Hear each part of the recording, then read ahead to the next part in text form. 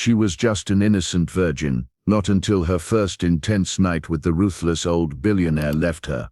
Stunned. Hello my beautiful family, welcome back to your one and only channel where stories of love and destiny come alive. Oh how I've missed your beautiful energy and presence. How have you all been since our last adventure together? I hope life has been treating you kindly and filling your days with joy. Every time I sit down to share these stories with you, I feel like I'm coming home to the most wonderful people in the world. Your comments and messages always bring the biggest smile to my face. It feels so good to be back with you today. But before we begin this journey together, I want to know who's with me today. Type present in the comments so I can welcome you personally. Let me see that roll call light up. It truly makes my day to see your names appear.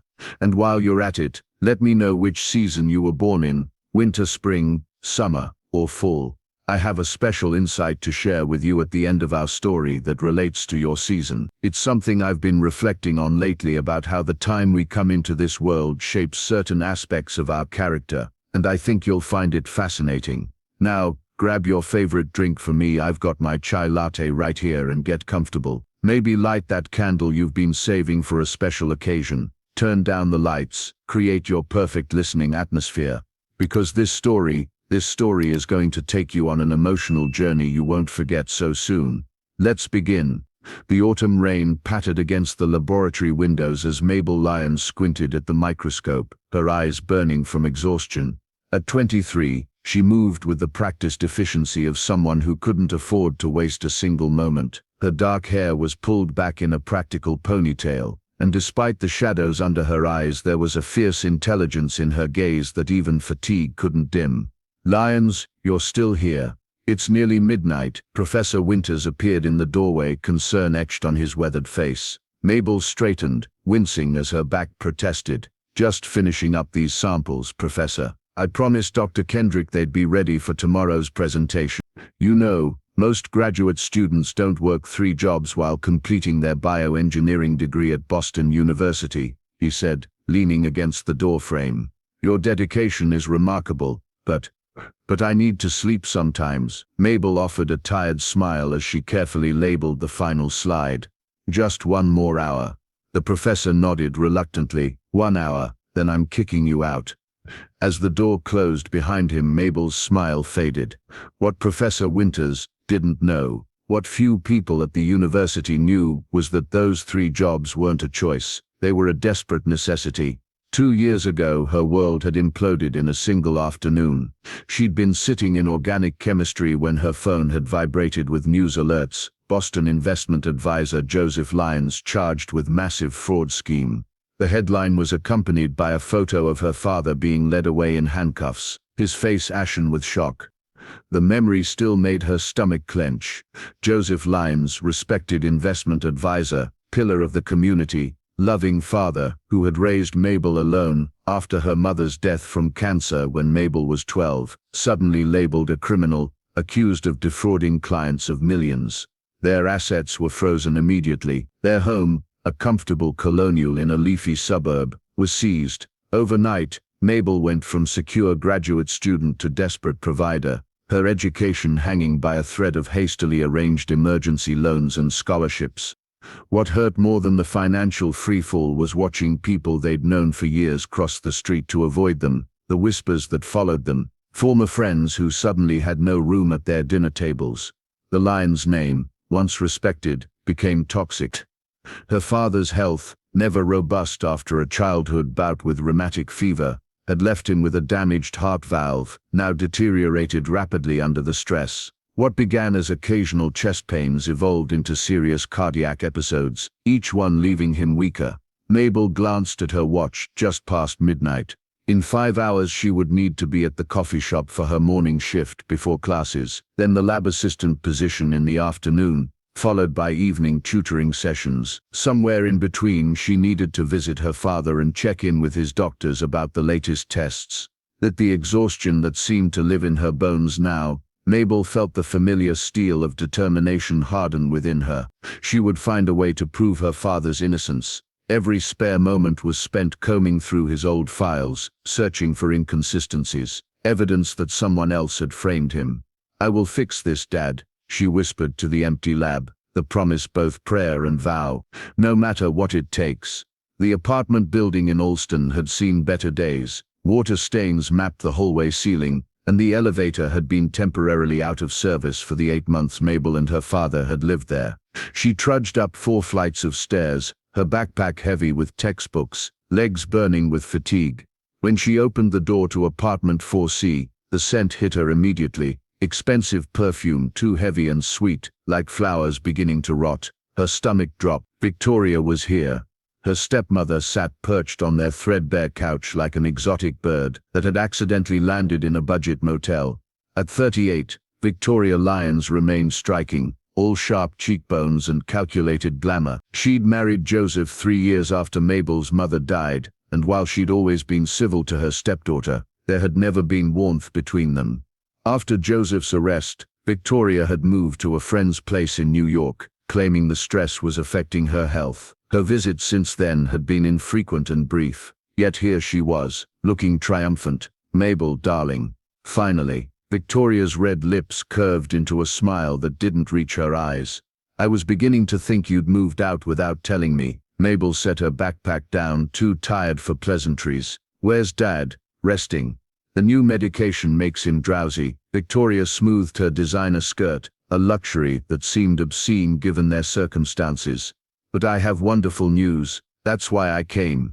Something in her tone made Mabel's skin crawl. "What news?" Victoria leaned forward, eyes gleaming. "I've found a solution to all our problems." "All our problems?" Mabel couldn't keep the edge from her voice. "You mean Dad's legal troubles, his heart condition?" "A financial disaster." "Yes," Victoria said simply. "All of it." Mabel sank into the chair opposite her stepmother. "How?" "William Colton." Victoria pronounced the name with satisfaction, as if it should mean something to Mabel. It did. Even stressed graduate students knew that name. William Colton, the tech billionaire whose ruthless business strategies had earned him both fortune and fear in the industry. His company, Colton Innovations, had revolutionized artificial intelligence applications in healthcare, making him one of the wealthiest men in America, and one of the most private. "What about him?" Mabel asked cautiously. Victoria's smile widened. "He's agreed to pay for your father's heart surgery and his legal defense." Mabel stared, disbelief warring with a sudden desperate hope. "Why would he do that? Dad doesn't know him." "No," Victoria conceded, "but I do, through some mutual friends in New York. And he's just offering to help, out of kindness." The skepticism in Mabel's voice was cutting. Victoria's laugh was like glass breaking. "Kindness? William Colton doesn't do kindness, darling. He does business. He wants something in return." The hope in Mabel's chest withered. "What?" "He needs a wife." Victoria delivered the statement casually, as if discussing the weather. Mabel felt herself go very still. "A what?" "A wife?" Victoria repeated. "For business appearances. His board is concerned about his public image, too cold, too isolated. They believe having a wife would soften him to investors, partners, the public." "And what does that have to do with us?" But Mabel already knew. Her stomach knotted, as Victoria's eyes fixed on her with predatory focus. "I suggested you sigh." The words hung in the air between them. "That's insane," Mabel finally managed. "I can't marry a stranger. It's just a business arrangement," Victoria countered smoothly. "You'll have separate bedrooms, separate lives, just a signature and a few public appearances." Mabel stood up, her legs unsteady. "No, absolutely not. He'll pay for the top cardiac surgeon in the country," Victoria continued as if Mabel hadn't spoken. "And he's hired the best defense attorney to review your father's case. We'll find another way to help Dad." Mabel snapped. Victoria's facade of kindness slipped momentarily, her eyes hardening. "There is no other way. The health insurance denied the surgery as elective. The legal aid attorneys are drowning in cases. Your father will die without this surgery, Mabel, and probably in prison." She stood, smoothing her skirt again. "Is your freedom worth his life?" She paused before adding with false sympathy, "I thought you loved him more than that." Mabel felt as if she'd been struck. "That's not fair." "Life isn't fair, darling." Victoria moved to the door, then turned back. "William's driver will pick you up tomorrow at noon. You can give him your answer then." After Victoria left, Mabel moved to her father's bedroom door. Through the crack she could see him sleeping, his face gray and drawn even in repose. The familiar rhythm of his breathing was interspersed with worrying pauses that made her heart seize each time. Tears burned her eyes as the full weight of Victoria's proposal crashed over her. Not a proposal, an ultimatum. Sacrifice her freedom or sacrifice her father. What choice did she really have? 1 week later, Mabel stood in a sterile room at Boston City Hall, wearing a simple white dress she'd found on clearance. No flowers adorned her hair, no veil softened her face. This was a business transaction, not a celebration of love. William Colton stood beside her, tall and imposing in his tailored charcoal suit. At 45, his face was all angles and planes, like something carved from stone. His hair, dark with distinguished silver at the temples, was neatly trimmed. His beard, equally precise, did nothing to soften the hard line of his jaw. He hadn't smiled once since they'd met, hadn't even properly looked at her. The city clerk droned on about duties and responsibilities, words that seemed absurd given the circumstances. Mabel's hand trembled as she signed the certificate, the ink slightly smeared where a tear had fallen without her noticing. William's signature was bold and steady, like a man signing a corporate merger. In a way, that's exactly what it was. Victoria watched from the sidelines, elegant in navy blue, a smile of satisfaction on her perfectly made-up face. Mabel couldn't look at her without feeling ill. "Congratulations, Mr. and Mrs. Colton," the clerk said without enthusiasm, clearly having seen his share of loveless unions. William nodded once, curt and businesslike. "Thank you." Those were the first words he'd spoken in Mabel's presence. Outside, a sleek black car waited. The driver opened the door and William gestured for Mabel to enter first. The interior smelled of expensive leather and some subtle cologne. As they pulled away from the curb, Mabel watched her old life recede through the tinted windows. "Your belongings have been moved to my house," William said, breaking the heavy silence. His voice was deeper than she'd expected, with the faintest trace of what might have been a Boston accent, carefully polished away. "I had very few to move," Mabel replied, her own voice sounding foreign to her ears. William's gaze remained fixed on the road ahead. "Your father's surgery arrangements will commence soon. I'm getting the best cardiac team in the country. My assistant will text you the details." Mabel swallowed hard. "Thank you." "Don't thank me," he said flatly. "This is a business arrangement, as your stepmother explained." The rest of the drive passed in silence. They left the city, heading north along the coast. After about an hour, they turned onto a private road that wound through old-growth trees, eventually opening to reveal a modernist mansion perched on a bluff overlooking the Atlantic. All glass and steel, beautiful but cold, like its owner. Mabel stepped from the car, her clearance-rack dress and worn coat suddenly painfully inappropriate against the backdrop of such wealth. The contrast between her humble background and William's world of extreme privilege had never been more stark. A housekeeper greeted them at the door, her expression carefully neutral. "Welcome home, Mr. Colton, Mrs. Colton." The title felt like a lie on Mabel's skin. William strode into the vast foyer, his footsteps echoing on the marble floor. "Eliza will show you around," he said, not turning back. "I have calls to make." As he disappeared down a hallway, Mabel stood rooted to the spot, clutching her small purse like a shield. Through the floor-to-ceiling windows, she could see waves crashing against the rocks below. She had never felt more alone. Eliza, seemingly sensing her distress, offered a kind smile. "Would you like to see your room, Mrs. Colton?" Mabel nodded, unable to speak past the lump in her throat. Her room turned out to be a suite larger than the entire apartment she'd shared with her father.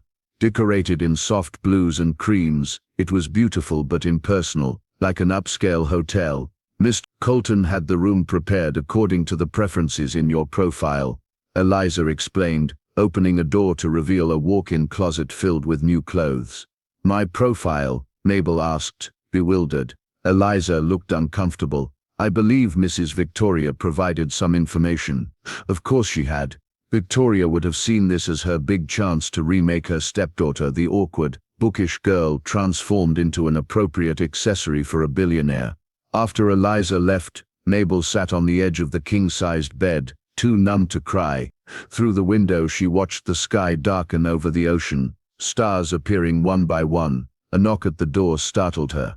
When she opened it, William stood there, still in his suit despite the late hour. "Your room is satisfactory?" he asked stiffly. Mabel nodded. "Yes, thank you." He started to turn away, then paused. "My room is at the end of the hall. We have separate bathrooms, separate spaces. Your privacy will be respected." Mabel found her voice. "So that's it. We just live separately under the same roof."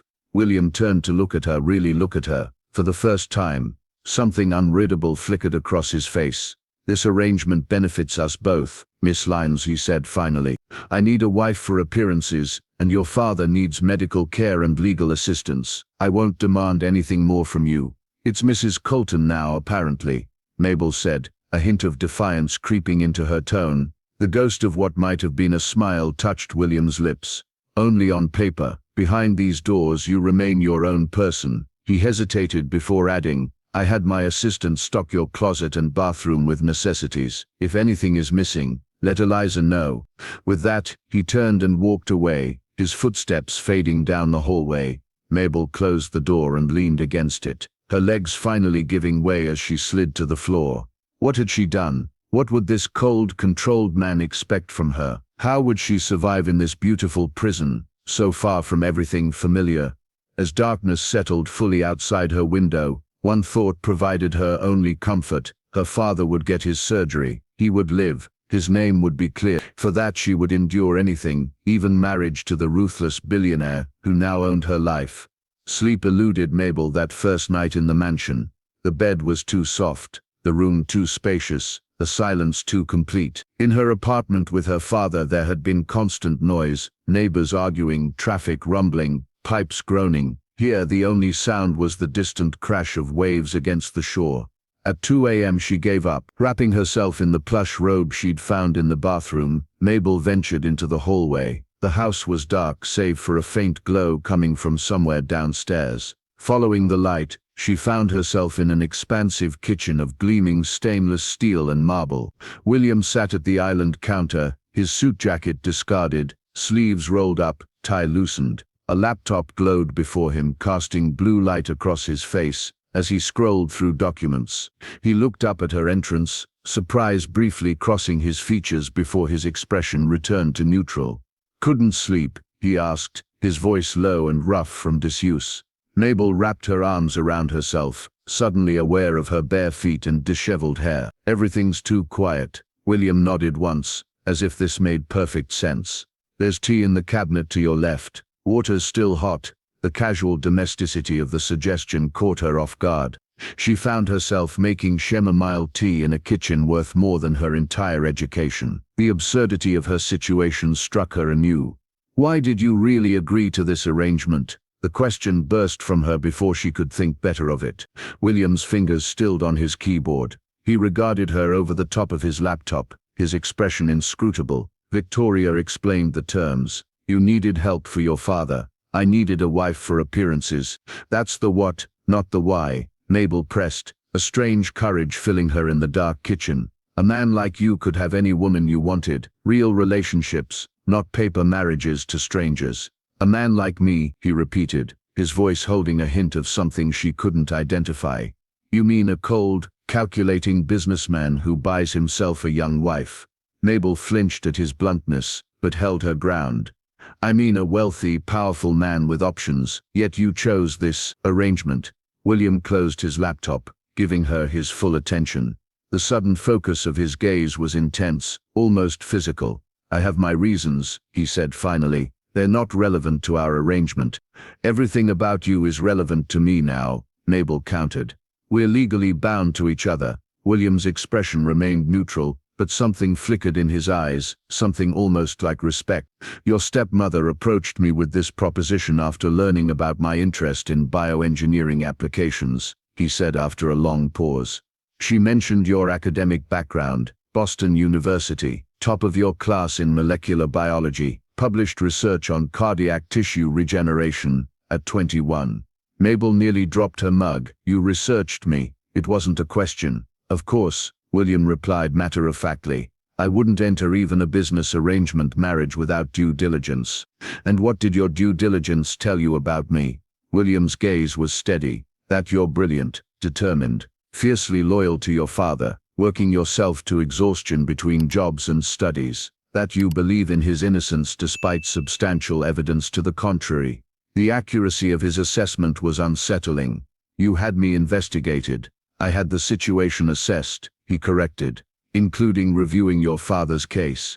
Mabel set her mug down with a sharp click against the marble. And nothing. That's not part of tonight's discussion. The dismissal stung. When will it be part of the discussion? William stood, gathering his laptop. At his full height, he towered over her. When there's something concrete to discuss. Good night, Miss Lyons. Mrs. Colton, she corrected, echoing his words from earlier. The ghost of that almost smile touched his lips again. Indeed, sleep well, Mrs. Colton. Long after he'd gone, Mabel remained in the kitchen, her tea growing cold, wondering what else William Colton knew about her, and what secrets he kept himself. Days turned into weeks, as Mabel and William settled into an uneasy rhythm.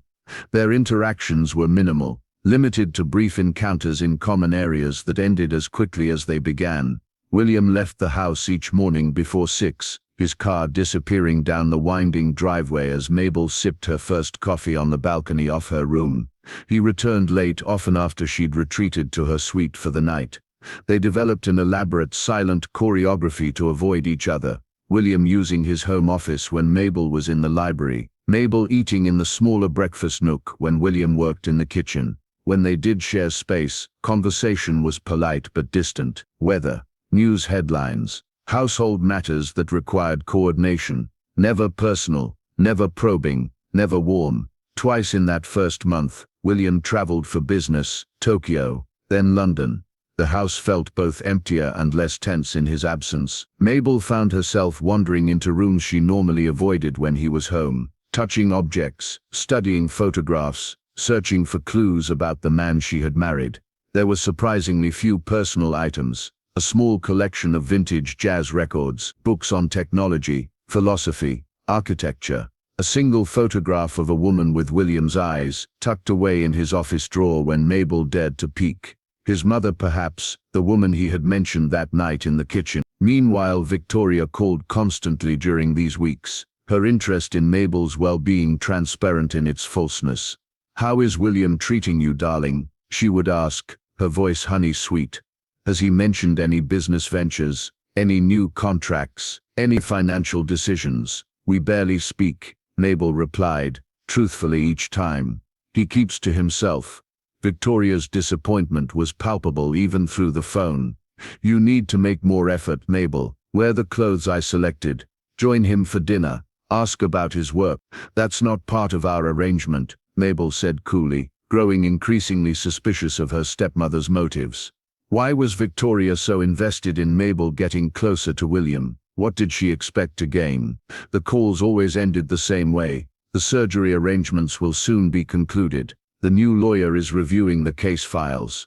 "Remember who made that possible, Mabel?" As if she could forget. Between these uncomfortable conversations, Mabel tried to establish some normalcy. William had arranged for her coursework to be transferred to online classes, allowing her to continue her studies. She set up a small lab area in a spare room, with William's silent approval communicated via delivered equipment. Every night, Mabel spent hours at her computer creating detailed timelines of her father's financial transactions, gathering statements from former clients who still believed in him, and researching similar cases of financial fraud. She compiled everything into a folder labeled Dad's Defense, determined to help in whatever way she could, despite having no direct contact with him since the wedding. The doctors had advised against visitors before the surgery, claiming Joseph needed complete rest. Mabel had to content herself with daily updates from the medical team that William had arranged. "His condition is stable," they would report. "He's responding well to the pre-surgical treatments. The cardiac team is optimistic." It wasn't enough. Not knowing exactly where her father was being treated, not being able to see him or speak to him, it was its own kind of torment. But Mabel abhorred, reminding herself of the alternative. Without this arrangement, her father might not survive at all. On particularly difficult nights, she would stand on her balcony, gazing out at the dark ocean, and whisper into the wind, "Stay strong, Dad. I'm going to fix this. I promise." One evening, As Mabel worked late in her makeshift lab, analyzing cell cultures as part of her graduate research, she realized she hadn't eaten since morning. Making her way to the kitchen, she was surprised to find a covered plate in the refrigerator, with a note in crisp handwriting. "You missed dinner. The housekeeper mentioned you've been working all day, WC." It was such a small gesture, yet it caught her completely off guard. The food wasn't elaborate: grilled salmon, roasted vegetables, a small serving of rice, but it was the first acknowledgement from William that he noticed her existence beyond their arrangement. Mabel stared at the note for a long moment, then carefully folded it and slipped it into her pocket before warming the meal. Why did that simple act of consideration make her heart beat faster? And why did she find herself listening for William's car each evening, a strange disappointment settling in her chest on the nights he didn't return? One evening in the 4th week of their arrangement, Mabel returned from her lab work to find the house unusually active. Lights blazed in William's office, and as she passed by the partially open door, she heard his voice, tense, authoritative. "I don't care what it takes," he was saying to someone on the phone. "Get those charges dismissed. The evidence is flimsy at best, and we both know it." Mabel froze, her heart suddenly racing.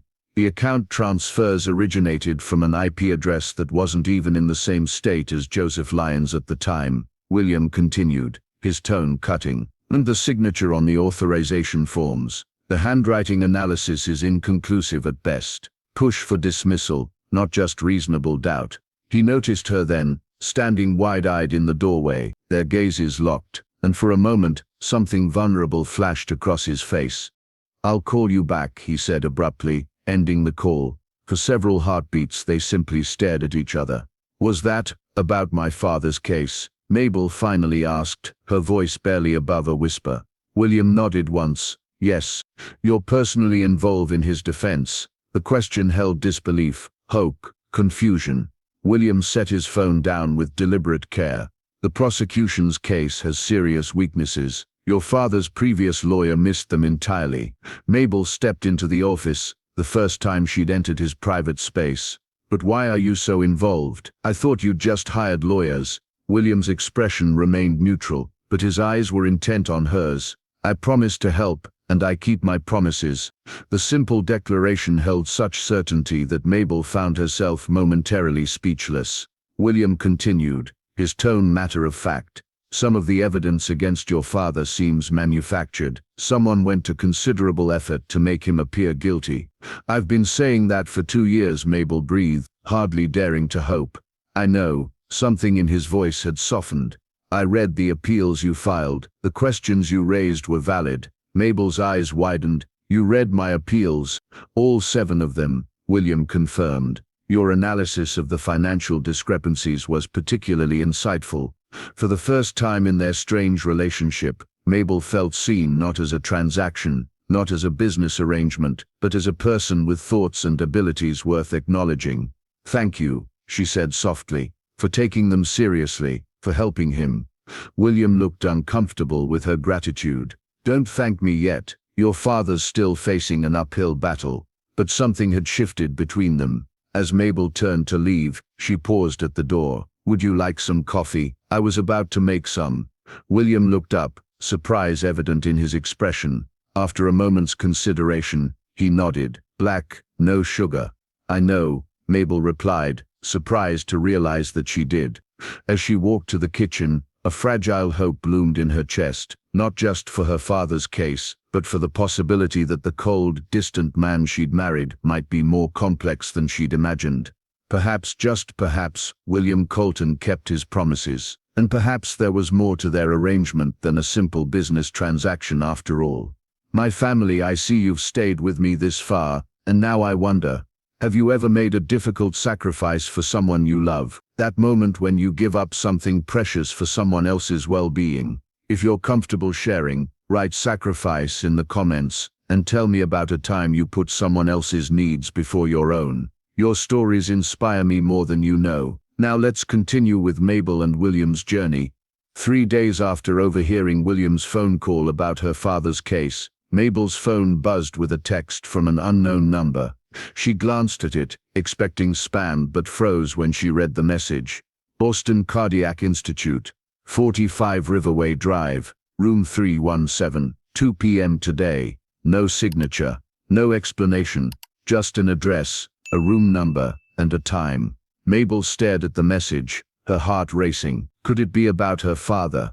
The surgery was scheduled for this week, but William had been vague about details, saying only that everything was arranged. She hesitated only briefly before calling a rideshare service. 40 minutes later, she stood before an elegant private medical facility nestled in a quiet corner of Boston's medical district. The building was low and modern, with lush gardens surrounding it, more like an exclusive hotel than a hospital. At the reception desk, Mabel gave her name with fear, half expecting to be turned away. Instead, the receptionist smiled warmly. "Mrs. Colton, yes, you're expected. Room 317 is on the 3rd floor, East Wing." The corridor was hushed, the floors gleaming, the air scented with something subtle and clean. Nothing like the harsh antiseptic smell of regular hospitals. When Mabel reached room 317, she paused, her hand trembling slightly as she pushed the door open. Inside, a spacious private room glowed with afternoon sunlight, and there, propped up on pillows in a hospital bed, was her father. Joseph Lyons looked better than she had seen him in years. The grey pallor was gone from his face, replaced by a healthy flush. Though he seemed tired, his eyes were clear and bright as they landed on her. "Mabel, baby," he said, using her childhood nickname, his voice stronger than she remembered. Tears blurred her vision as she rushed to his side, carefully embracing him. "Dad, you look good." He squeezed her hand. "The wonders of modern medicine. They replaced my heart valve yesterday morning. The surgeon said it went perfectly." Yesterday, Mabel couldn't hide her shock. "But I wasn't told." "I know," Joseph's expression sobered. "I didn't know until after it was scheduled, that you," his eyes filled with tears, "that you married William Colton to pay for my surgery." Mabel's breath caught. "Who told you?" "Colton himself," Joseph replied. "He came to see me before the operation, wanted to assure me you were being treated well." His eyes searched her face. Is he treating you well?" Mabel struggled for words. How could she explain the strange, cold mansion, the silent meals, the careful avoidance, and yet the covered plate in the refrigerator, the respect for her research, the unexpected defense of her father? "It's not what you think, Dad," she said finally. "It's just a temporary arrangement, a business deal." Joseph looked unconvinced. "You sacrificed your freedom for my life, Mabel. That's not a business deal. That's..." His voice broke. "You shouldn't have done it." "I would do it again," Mabel said fiercely. 1,000 times. Her father studied her face carefully. "Colton seems intense. When he talked about you, there was something in his voice I couldn't quite place." "He talked about me." Mabel couldn't hide her surprise. Joseph nodded. "He said you were continuing your research at his home, that you were brilliant." He seemed proud, almost, though he barely knows you. Mabel's cheeks warmed inexplicably. "We hardly speak, Dad. He's gone most of the time." Yet even as she said the words, she realized how aware she was of William's presence in the house, how she listened for his footsteps in the hall, watched for his car in the driveway, how the air seemed to change when he entered a room. "Just be careful, Mabel, baby," her father said, squeezing her hand. "Men like that, they're used to owning things. People." "I'm not a thing," Mabel said firmly. "And this is temporary. Once you're better, once your name is cleared." She let the sentence hang, not entirely sure how it should end. That evening, Mabel waited in the living room for William to return. The grand space, with its soaring ceilings and wall of windows overlooking the ocean, had always intimidated her. Tonight she claimed it, sitting squarely in the center of the largest sofa, back straight, resolve firm. When William walked in at 9, loosening his tie with one hand, briefcase in the other, he paused at the sight of her. "You arranged my father's surgery without telling me," Mabel said without preamble. William set his briefcase down. "Yes. When were you planning to inform me?" "After it was successfully completed." His voice was measured, calm. "I received the confirmation this morning and was going to tell you at dinner." "Why the secrecy? Why not include me in the process?" Mabel demanded, rising to her feet. William regarded her steadily. "I didn't want you to worry unnecessarily about the surgical risks. Your father's condition was more precarious than you knew. That wasn't your decision to make. No, William acknowledged after a pause. It wasn't. I apologize for overstepping. The simple admission caught Mabel off guard. She had expected defensiveness, perhaps cold logic, but not an apology. You visited him, she said, her voice softer. Before the surgery. Why? William moved to the bar cart, pouring himself a small measure of scotch. He offered her a glass, which she declined with a shake of her head. He was nervous, William said finally. Conversation was a distraction. What did you talk about? Mabel pressed. A ghost of a smile touched William's lips. You, mostly. Me? He's very proud of you, William said, taking a sip of his scotch. He showed me pictures from your graduation, told me about the science fair you won in 8th grade, with a project on cardiac arrhythmias, about how you learned CPR at 12 after his first heart scare. Mabel stared at him, a strange warmth unfurling in her chest. He keeps those photos with him, even in the hospital. In his wallet, William confirmed, creased from frequent handling. Something in his voice, a gentleness she'd never heard before, made her throat tighten with emotion. Thank you, she said quietly, for being kind to him. William looked down at his glass. It was no hardship. He's a good man. The silence that followed wasn't uncomfortable for once. Eventually, William asked, Have you eaten? Mabel shook her head. I came straight home after seeing Dad. I'll have the housekeeper prepare something, he said, reaching for his phone. Or we could order takeout, Mabel suggested impulsively. There's a Thai place in town that delivers. William looked up, surprised. After a moment he nodded. I like Thai food. They ate in the kitchen that night, sharing spring rolls and pad Thai at the island counter. Their conversation, tentative at first, gradually relentless. William asked about her research. Mabel inquired about his company's work in medical technology. It became a pattern over the next 2 weeks. William began coming home earlier. Sometimes he brought dinner. They shared meals at the kitchen island, their conversations gradually extending beyond polite small talk to genuine exchanges of ideas and observations. Mabel found herself looking forward to these evenings, planning things to tell him, questions to ask. The tension between them had shifted, becoming something different, something with warmth, with potential. I need to host a dinner for some investors next week, William announced one evening as they finished a meal of grilled fish and summer vegetables on the patio. Would you attend, as my wife? It was the first time he had explicitly invoked their arrangement since their wedding day. Mabel set down her fork, studying his face for clues to his thoughts. Of course, she said carefully. That's part of our agreement. William nodded, his expression unreadable. My assistant will arrange appropriate attire. These people are traditional. Old money. You mean I can't wear jeans and a lab coat? Mabel quipped, surprising herself with the teasing note in her voice. That ghost of a smile touched William's lips. Save that for the biotech investors next month. The night of the dinner arrived, bringing with it a nervous flutter in Mabel's stomach. The dress William's assistant had selected was midnight blue, elegant but conservative, with a modest neckline and hemline. When Mabel emerged from her room, she found William waiting at the foot of the stairs.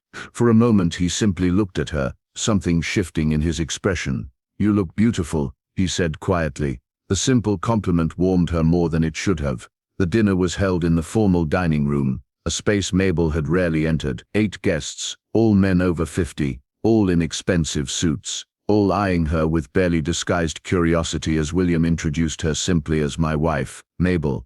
Throughout the appetizers and main course, Mabel remained largely silent, observing the dynamics. These men deferred to William even as they tried to challenge him. They wanted his support for a new venture, something involving healthcare technology in developing nations.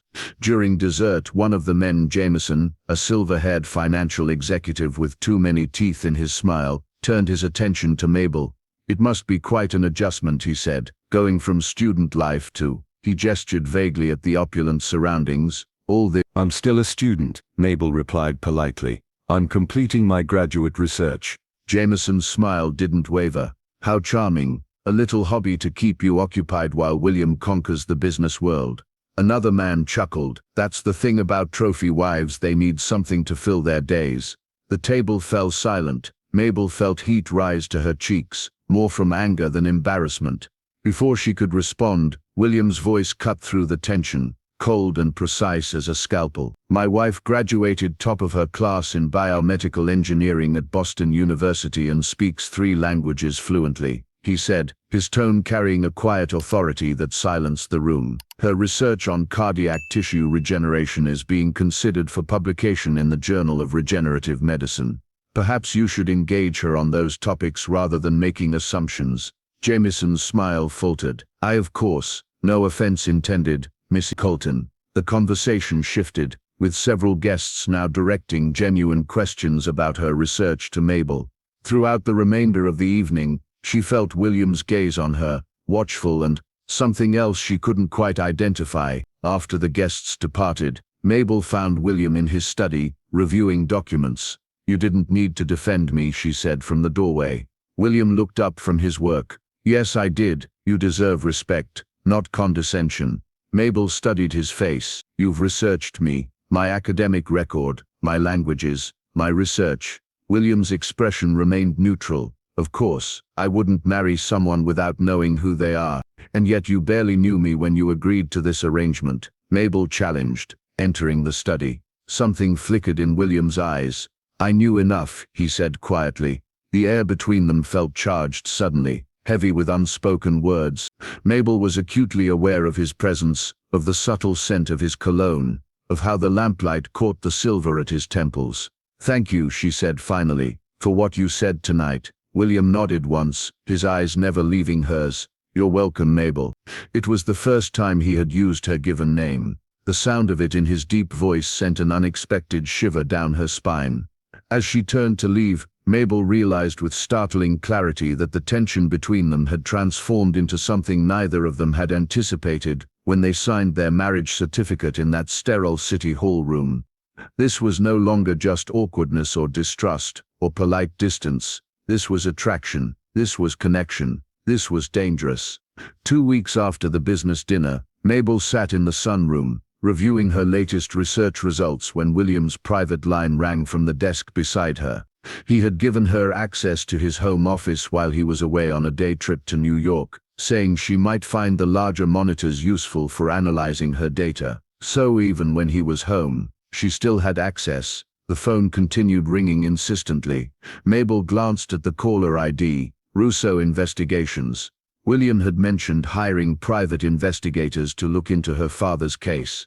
What if this was important news? What if waiting meant delaying justice for her father? On the 5th ring she answered, William Colton's phone. This is his wife. A brief pause, then a gruff male voice. Mrs. Colton, this is Detective Russo. I need to speak with your husband about the Lyons case. It's urgent. He's unavailable at the moment, Mabel replied. Can I take a message?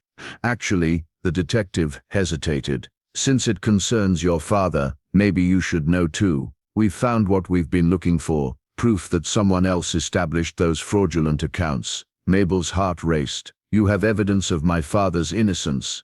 Yes, ma'am. Banking records show transfers originating from an IP address linked to your stepmother, Victoria Lyons. We've traced a series of transactions where she moved funds to set up the fraudulent accounts in your father's name. The room seemed to tilt around Mabel. Victoria, my stepmother framed my father. The evidence is conclusive, Russo confirmed. Wire transfers, falsified signatures. She was careful, but not careful enough. We've linked her to every fraudulent account attributed to your father. As Russo detailed Victoria's scheme, a terrible clarity washed over Mabel. The sudden marriage after her mother's death, Victoria's constant questions about her father's investments, her quick departure after his arrest, her urgent interest in William's business dealings. It all fit together like a hideous puzzle. Does my father know? Mabel asked, her voice barely audible. Not yet. Mr. Colton wanted to verify everything before. The sound of running water ceased in the master bathroom. William was finishing his shower. I have to go, Mabel said quickly. William will call you back. She ended the call, the phone slipping from her suddenly numb fingers. Victoria had framed her father. Victoria had destroyed their lives. Victoria had arranged her marriage to William. She had to tell him. Soon the bathroom door opened, releasing a cloud of steam. William emerged, a towel wrapped around his waist, another slung around his neck as he dried his hair. He stopped abruptly at the sight of Mabel sitting on the edge of his bed, pale and visibly shaking. "Victoria framed my father," she said, her voice hollow. "Your investigator just called." William's expression darkened. He moved swiftly to his closet, emerging moments later in a t-shirt and sweatpants, the most casual she'd ever seen him. "I was going to tell you once we had conclusive evidence," he said, sitting beside her, careful to maintain distance. "You've suspected for weeks, haven't you?" Mabel looked up at him, eyes burning with unshed tears. William nodded grimly. "The evidence pointed to someone close to your father. The transactions originated from your home network during times he was at his office. Victoria was the only other person with access. She probably married him for his money," Mabel said, the pieces falling into place. "And when she couldn't get it legally, she tried to steal it. I guess that failed too, her voice broke, "so she sold me to you." William's jaw tightened visibly. "She didn't sell you to me," he said firmly. "She suggested the arrangement. Yes, but I had my own reasons for accepting." He hesitated before adding, "and I never intended to claim ownership of you in any way." "Why did you agree then?" Mabel asked, desperate to understand. "You must have suspected Victoria from the beginning. Why get involved with her scheme at all?" William looked away, his profile rigid with tension. "I needed to know the truth about your father's case."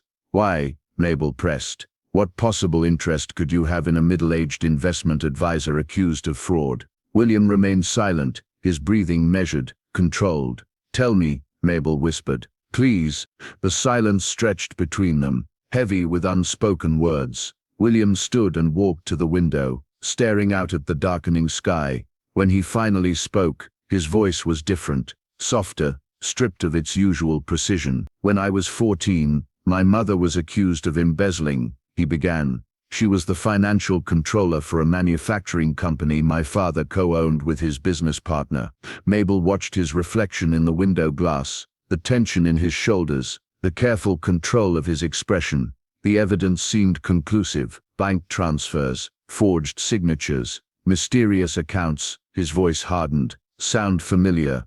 "So your father's partner framed her," Mabel guessed quietly. William nodded once. "He wanted to buy out my father's share below market value, but my mother discovered inconsistencies in the books. She was going to report him."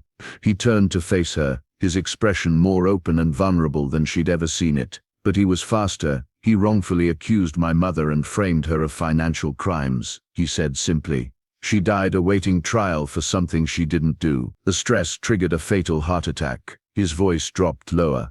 "I couldn't let that happen to someone else." Mabel felt as if the air had been knocked from her lungs. "That's why you're so invested in my father's case. Why you insisted on the best cardiac surgeon." William's gaze was steady on hers. "When Victoria approached me with her proposition, I recognized the pattern immediately. The charges against your father were nearly identical to those against my mother." "So you married me to investigate my father's case?" Mabel asked, trying to understand. "I married you because it gave me access," William admitted, "to the case files, to Victoria's communications, to evidence that might have otherwise been buried." He hesitated. "And because I saw how you fought for him, like I fought for my mother." The revelation hung between them, changing everything. Mabel saw William in an entirely new light, not as the cold, calculating businessman who had bought himself a wife, but as a man still haunted by his inability to save his mother, determined not to let history repeat itself. "I'm sorry," Mabel whispered, "about your mother." Something shifted in William's expression. "It was a long time ago." "Not to you," Mabel said softly. "Not really." William looked away, his throat working. When he spoke again, his voice was rougher than usual. "No, not to me." Mabel stood and moved toward him, stopping when only inches separated them. "Thank you," she said, "for telling me, for helping my father." William's hand moved tentatively toward hers, hovering in the space between them. "You don't owe me gratitude, Mabel. It's not about owing." She closed the distance, her fingers brushing against his. "It's about understanding." Their hands remained connected, a fragile bridge between two wounded souls. This small physical contact, the first they had shared willingly, carried more intimacy than Mabel had experienced in her entire life. The business arrangement that had brought them together suddenly seemed insignificant compared to the deeper connection forming between them. Something undefined but meaningful had taken root, growing in the space where distrust and resentment had once flourished. My dear family, isn't it fascinating how appearances can be deceiving? How the people we think we understand often surprise us with hidden depths. So tell me, have you ever misjudged someone only to discover a beautiful truth beneath the surface? Now let's see what happens next between Mabel and William. 6 months had passed since the day Mabel and William stood in that sterile city hall room, exchanging vows without emotion. 6 months that had transformed them from reluctant strangers to whatever they were now. Not quite friends, not quite something more, but no longer merely business partners. The coastal winter had descended on their home, bringing with it fierce storms that battered the cliffs below their property. On this particular evening, the weather forecasts had warned of potentially historic wind gusts and flooding along the shoreline. Mabel stood at the wall of windows in the living room, watching lightning illuminate the churning ocean below. The wind howled around the corners of the house, making the massive structure creak despite its solid construction. "You shouldn't stand so close to the windows," William's voice came from behind her. She turned to find him carrying an armload of emergency supplies, flashlights, battery-powered lanterns, candles.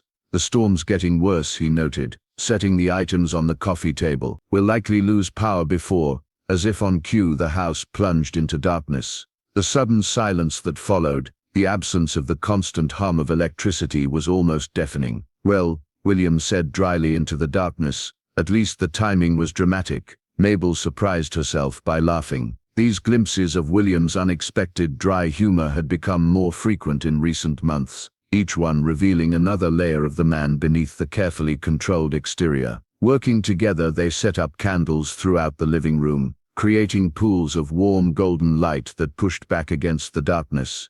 The fireplace cast flickering shadows across the walls as William built up the flames. "I was planning to order delivery," William said, "but that seems unlikely now. Let me see what we have in the kitchen." To Mabel's surprise, William proved himself remarkably capable in the kitchen, assembling an impromptu meal from refrigerator contents that needed to be used before they spoiled. They ate at the coffee table before the fire, the howling wind and crashing waves providing a wild soundtrack to their candlelit dinner. Perhaps it was the strange intimacy of the storm, or the dancing shadows that softened their features, but conversation flowed more easily than ever before. They spoke of their childhoods, William's privileged but emotionally barren upbringing, Mabel's modest but loving home before her mother's death. They discussed books they'd read, places they'd visited, small personal details that had never seemed relevant to their arrangement, but now felt essential to understanding each other. During a momentary lull in conversation, William set his plate aside and looked at Mabel directly. "Your father's case will be dismissed tomorrow," he said quietly. "All charges dropped, his reputation publicly cleared." Mabel's breath caught. Despite months of work, despite the evidence they'd gathered, part of her had never truly believed this day would come. "Really?" she whispered, afraid to trust the news. William nodded. "The prosecutor called this afternoon. The evidence proving Victoria's involvement is irrefutable. The judge will issue a formal apology for the miscarriage of justice." Tears filled Mabel's eyes. 6 months of tension finally finding release. "Thank you," she said, her voice thick with emotion. "I don't know how I'll ever repay you for what you've done." "You don't need to repay me," William replied, his gaze steady on hers. "What about Victoria?" Mabel asked, wiping away tears. "She'll be arrested during the press conference announcing your father's exoneration. Fraud, conspiracy, evidence tampering. She'll face substantial jail time." Mabel felt a complex mix of emotions, relief, vindication, and a strange sadness for what might have been if Victoria had been a different kind of person. "What happens after that?" she asked softly. "To our arrangement." William's expression became guarded. "That's entirely up to you. The agreement was to help your father.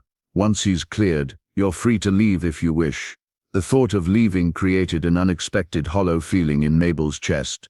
These past months had changed her in ways she hadn't anticipated. The mansion no longer felt like a prison but like home. And William, cold, distant William, who had gradually revealed warmth, intelligence, integrity, had become central to her world in ways that went far beyond their legal contract. The fire crackled in the hearth as Mabel considered William's words. Free to leave. A few months ago that would have sounded like liberation. Now it felt like loss. And if I don't wish to leave? She asked, the question barely audible above the storm. William's breath caught audibly. Their eyes locked across the candlelit space between them, the air suddenly charged with unspoken possibilities. Before he could respond, a deafening crack of thunder directly overhead shook the very foundations of the house. Mabel startled violently, a small cry escaping her lips as she instinctively reached for William. His hand covered hers immediately, warm and reassuring. His touch, so rare despite their months of marriage, sent electricity through her veins more potent than the lightning outside. Sorry, she said, embarrassed by her reaction. I've always been afraid of storms. William's thumb traced slow circles on her wrist, the gesture both calming and exhilarating. Everyone's afraid of something, he said softly. The power remained out as the evening deepened into night. Eventually they acknowledged the need for sleep, lit candles to light their way upstairs. In the hallway between their rooms they paused. The dim candlelight softened William's features, revealing the man beneath the businessman's mask. A man with vulnerabilities, with depth, with capacity for kindness. She'd never imagined that first cold day at City Hall. Mabel, he said, her name a question and answer both. She looked up at him, suddenly acutely aware of their proximity, of his scent, clean soap, and that subtle cologne, of the warmth radiating from him in the chilly hallway. William reached out slowly, brushing a strand of hair from her face, his fingers lingering against her cheek. The touch was gentle, almost reverent. I don't want this to be just a business arrangement anymore, he whispered, his voice rough with emotion. The words hung between them, an admission and an invitation. Mabel felt as if she stood on the edge of a cliff, the moment of free fall both terrifying and thrilling. Neither do I, she admitted, the truth of it washing through her like a wave. William's gaze dropped to her lips, his own parting slightly. He leaned forward with aching slowness, giving her every opportunity to pull away. Instead, Mabel closed the final distance between them. Their first kiss was tentative, a gentle meeting of lips, a question waiting for answer. When Mabel didn't withdraw, William's free hand came up to cradle her face, the kiss deepening into something more certain, more honest than any interaction they'd shared before. They drew apart slowly, breathing uneven, eyes wide with wonder at the transformation that had occurred between them. From strangers forced together by circumstances to two people choosing each other freely. Stay with me tonight, William whispered against her lips. Just to sleep, just to be close. Mabel held his gaze in the flickering candlelight, her heart racing with a new certainty. I'm not scared of you anymore, she whispered back. I want you, no, all of you. The vulnerability in her admission hung between them for only a heartbeat before William's eyes darkened with unmistakable desire. Their next kiss held nothing of hesitation, only heat and promise, and 6 months of suppressed longing. They moved toward his room hand in hand, pausing every few steps as their kisses grew more urgent, more demanding. By the time they crossed the threshold into his bedroom, Mabel's hair had come loose from its ponytail, William's shirt partially unbuttoned by trembling fingers. The candle's flame cast dancing shadows across the walls as William guided her to his bed, laying her down with a tenderness that contrasted with the passion in his eyes. He hovered above her, his expression suddenly serious. Are you he asked, his voice husky but controlled. Mabel reached up to trace the line of his jaw, this face that had become so dear to her. I've never been more certain of anything, she answered. As William lowered himself to her, their bodies meeting in ways their marriage certificate had never anticipated, Mabel realized that what had begun as a cold business transaction had transformed into something neither of them had been looking for, something genuine, profound, and irreversibly real. Outside, the tempest continued to rage, but within the sanctuary of their bedroom, Mabel and William discovered that some storms create rather than destroy, building something new and unexpected from the chaos of circumstance and emotion. Golden sunlight streamed through the windows, painting warm stripes across the rumpled bedsheets. Mabel stirred slowly, her body pleasantly sore in unfamiliar ways. She opened her eyes to find William watching her, his usual guarded expression replaced with something tender and open. "Good morning," he said softly, his voice still rough with sleep. Mabel smiled, the events of the night washing over her in a wave of memories. "Good morning." William's arm tightened around her waist, drawing her closer. His free hand traced lazy patterns on her bare shoulder, his touch reverent in the morning light. "I never thought I could feel this way," Mabel whispered, the confession easier in the gentle vulnerability of dawn. William's fingers stilled momentarily. "I made a mistake when we married," he admitted, making her heart stop momentarily. "I told myself it was just business, that I was helping you while resolving my own past." His eyes, usually so guarded, were open and vulnerable. "But the truth is, from the moment I saw you, I wanted this to be real." The contrast between this moment, warm, honest, intimate, and their cold wedding day struck Mabel with stunning clarity. That day, they had been strangers bound by desperation and calculation. Now, there was something else entirely. Two people who had chosen each other despite the circumstances that brought them together. By noon, Mabel stood beside William in the crowded press room of the Boston Federal Building. Her father, Joseph Lyons, stood at the podium, his face broadcasting a mixture of vindication and lingering disbelief as the district attorney formally announced the dismissal of all charges against him. After thorough investigation, the DA stated, "We have conclusive evidence that Joseph Lyons was the victim of an elaborate fraud scheme designed to frame him for financial crimes he did not commit. The court extends its sincere apologies for this miscarriage of justice." Cameras flashed as Joseph shook the DA's hand. The crowd of reporters erupted with questions, but a commotion at the back of the room drew everyone's attention. Two federal agents escorted Victoria into the room, her wrists secured with handcuffs. Gone was her usual perfect appearance. Her hair hung limp, her expression a mask of fury as she realized what was happening. Victoria Lyons announced the lead agent, "You are under arrest for fraud, conspiracy, falsification of evidence, and obstruction of justice." Victoria's gaze locked on Mabel and William, standing supportively beside Joseph. Her perfectly composed facade cracked completely. "You'll regret this," she spat venomously, struggling against the agents. "I set this up to ruin you, to make you suffer with a cold-hearted monster, you spoilt brat." William's arm tightened protectively around Mabel's waist. "You made a serious miscalculation," he replied calmly. "You assumed I would treat Mabel the way you treated her father. Some people are actually capable of love without ulterior motives." As Victoria was taken away, still hurling threats and accusations, Joseph turned to William and Mabel, his face, healthier now after successful surgery and months of recovery, crumpled with emotion. "I can never repay what you've done for me," he said, his eyes filled with gratitude and wonderment, as he looked between them. "You saved my life, my reputation, my future." William shook his head. "Your daughter has already given me more than I could ever deserve." The truth in his words was evident in his expression as he gazed at Mabel, no longer the cold, calculating businessman who had agreed to a loveless arrangement, but a man transformed by genuine connection. As they left the courthouse, reporters clamored for statements, cameras flashing around them.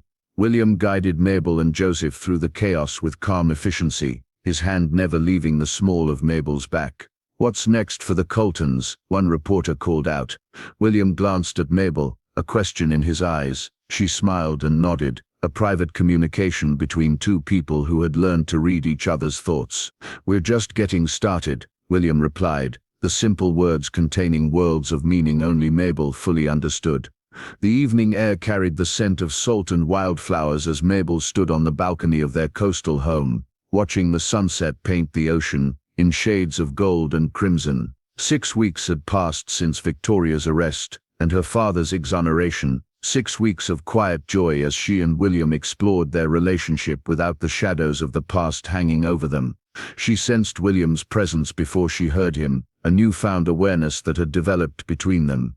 His footsteps were quiet as he joined her at the railing, his arm slipping naturally around her waist. "Beautiful evening," he said, his voice carrying a contentment she would never have believed possible when they first met. "Perfect," Mabel agreed, leaning into his embrace. They stood in comfortable silence for several minutes, watching the sun sink lower toward the horizon. When William finally spoke, his tone held a note of reflection. Gratitude, perhaps, or wonder at being truly seen. "I need to ask you something," he said. Mabel turned in his arms, meeting his gaze directly. "What's that, dear?" To Mabel's astonishment, he took her hands in his expression suddenly serious as he dropped to one knee. "I want to do this right," he said, his voice rough with emotion. "Not because of an arrangement or an agreement." He produced a small velvet box from his pocket. "Mabel Lyons, will you marry me? For real this time, for all the right reasons." Inside the box nestled a ring that couldn't have been more different from the impersonal band they'd exchanged at City Hall. A deep blue sapphire surrounded by tiny diamonds, as unique and breathtaking as their unexpected journey together. Tears filled Mabel's eyes as she nodded. "Yes," she whispered, "for all the right reasons." As William slipped the ring onto her finger and rose to kiss her, the last rays of sunset gilded them in light, a golden beginning to replace their cold start. 1 year later, "Shh, little one," William whispered, his large hand cradling their newborn daughter's head with surprising gentleness. "Your mum needs rest." The nursery, once an unused guest room, had been transformed with the same attention to detail William brought to all his projects. Soft cream walls, hand-painted constellations on the ceiling, a rocking chair positioned perfectly to catch the morning light, all designed with love during the months of Mabel's pregnancy. Throughout the room, evidence of their journey together was displayed with pride. Their second wedding photograph, taken on the beach below their home with only Joseph as witness. Mabel's research award, the front page of the newspaper announcing Joseph's exoneration. Ultrasound images charting their daughter's growth. What had once been a cold, impersonal mansion had become a true home, filled with warmth and memories they'd created together.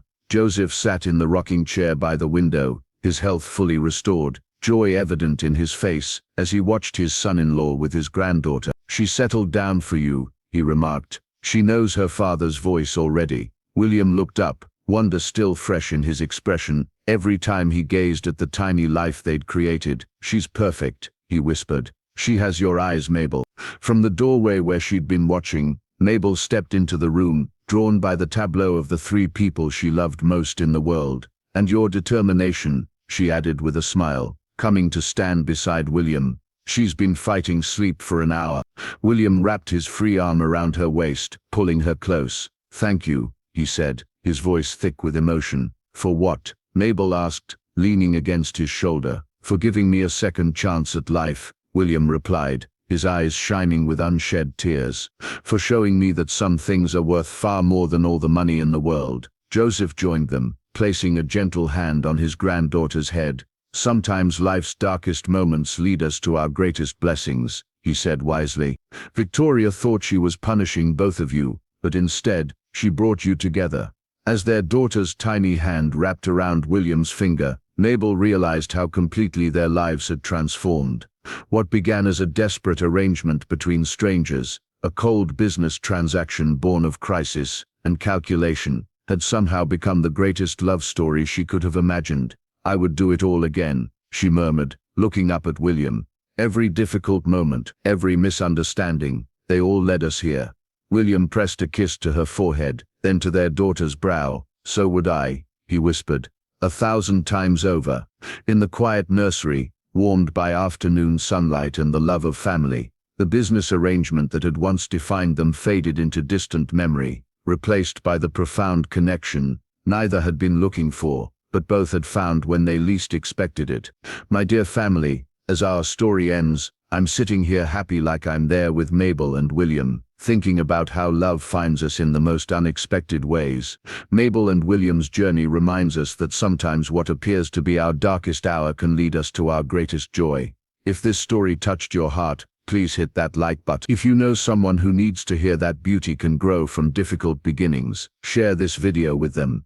And if you haven't already joined our family, subscribe so we can continue these journeys together. In the comments, tell me what moved you most about Mabel and William's story, or simply typing "unexpected love" so I'll know how many of you really walked this journey with me till the end.